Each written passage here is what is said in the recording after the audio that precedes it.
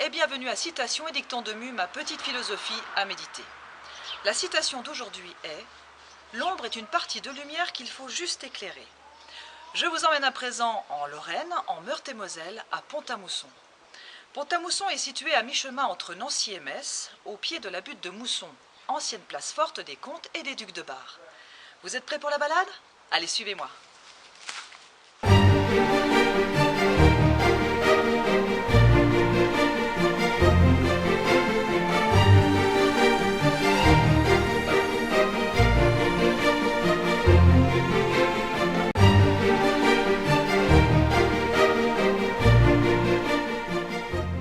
Situé à 300 mètres du centre-ville, le port de Plaisance dispose de 95 emplacements bateaux et de 45 emplacements camping-cars.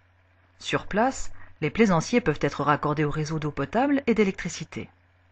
Une mise à l'eau est accessible gratuitement. La capitainerie dispose d'espaces sanitaires, d'une laverie, d'un restaurant et d'une annexe de l'Office du tourisme. Le port de Plaisance a reçu le label Pavillon Bleu en 2013, 2014 et 2015 pour la qualité de ses installations.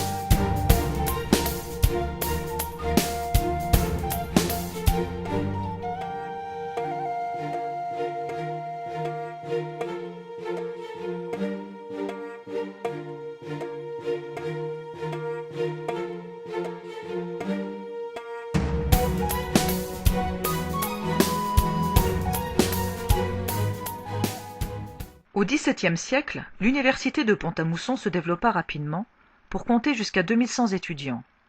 Cette université comptait 4 facultés: théologie, arts, droit et médecine. Des étudiants venus de toute l'Europe occidentale et centrale viennent y parfaire leurs études. Une rivalité oppose alors la rive droite, quartier Saint-Martin sous la houlette des Jésuites, à la rive gauche, quartier Saint-Laurent réputé plus chahuteur. Ces divergences atteignent leur paroxysme lors de la violente querelle des imprimeurs, visant à savoir s'il fallait dire Ponti-Mussoni ou Mussy-Ponti. C'est cette dernière qui triompha, et les habitants du pont sont désormais appelés les Mussy-Pontins.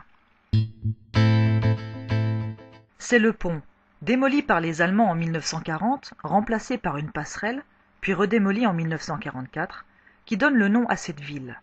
Au début du Xe siècle, le site appartient aux seigneurs de Mousson. Ils firent construire un pont sur la Moselle, au pied de la butte.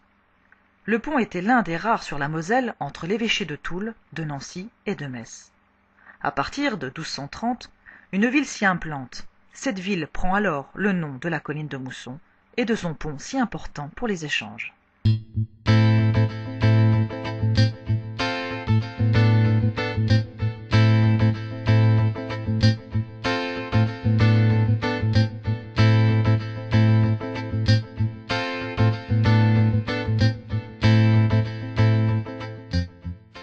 La place du Roc, XVIe au XVIIIe siècle, unique place historique triangulaire d'Europe, est un vaste triangle ceinturé de maisons à arcades. Elle est notamment bordée de monuments classés. On peut y voir la maison des 7 péchés capitaux, XVIe siècle. L'hôtel de ville est une élégante construction de style Louis XVI, œuvre de Lecreux, réalisée par Claude Mick de 1786 à 1791.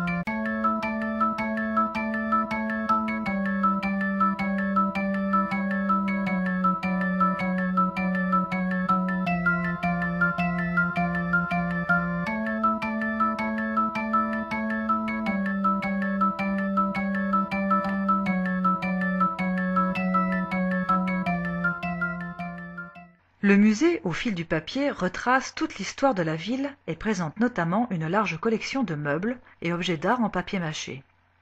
Caractérisés par leur décoration fortement inspirée, par la mode des chinoiseries, court en parallèle à l'art nouveau de l'école de Nancy. Le musée de la plaque d'égout retrace l'histoire et le savoir-faire de la ville en matière de conception de plaques d'égout. On peut y voir des plaques de ville du monde entier. Ouvert depuis 1999, le musée présente, dans ses premières salles, une histoire de la ville fortement marquée par la fondation de l'Université Lorraine, installée à Pont-à-Mousson en 1572. Depuis 2006, une salle est dédiée aux fonderies de Pont-à-Mousson. Une autre salle est consacrée à une imagerie populaire mucipontaine, dont les lithographies riches en couleurs ont charmé des générations d'enfants et d'adultes.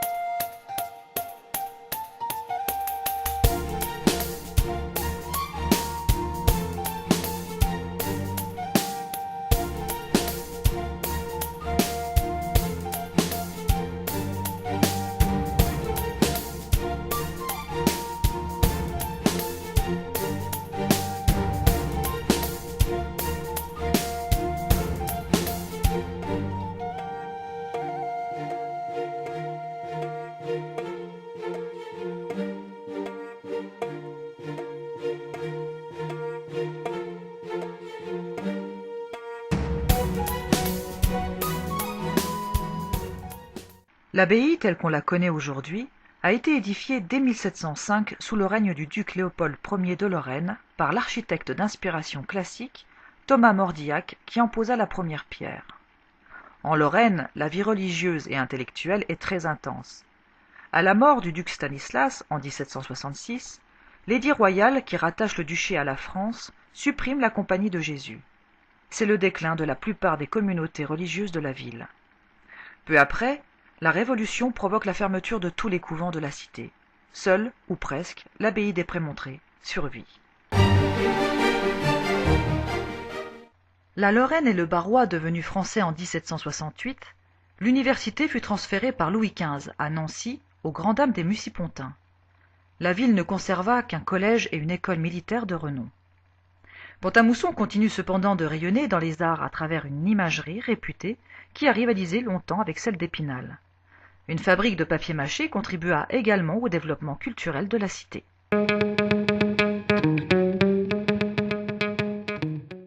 La découverte du minerai de fer, en 1856, engendre la création des hauts fourneaux et fonderies de Pont-à-Mousson. On y fabriquera d'abord des fontes moulées, avant de se spécialiser dès 1886 dans la confection des tuyaux. Le nouveau directeur, un mucipontain, Camille Cavalier, donnera à l'usine de Pont-à-Mousson un développement sans précédent, qui va assurer à la ville une célébrité mondiale.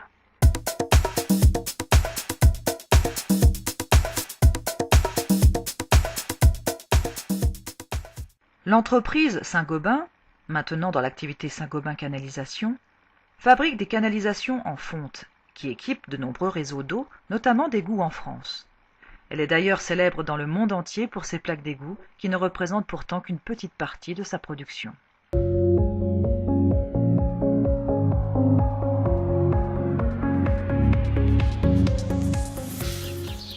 Pont-à-Mousson demeure une ville industrielle, dynamique, aux communications faciles. Chaque année, elle attire de nombreux touristes. Voilà, c'est fini pour aujourd'hui. Le coq a dit. Voilà, je fais une pause pour cette aventure. Je vous retrouve bien sûr en citation sur ma page Facebook à Citation et Dicton de Mu. Je vous remercie de votre fidélité. Je vous souhaite de très belles choses. Et n'oubliez pas, gardez le sourire. Le coq ne dit plus rien? Alors, on est parti. Ah, si, j'ai quelqu'un à vous présenter. Voici Monsieur César, le coq, et on vous souhaite de très belles choses. À bientôt, bye bye.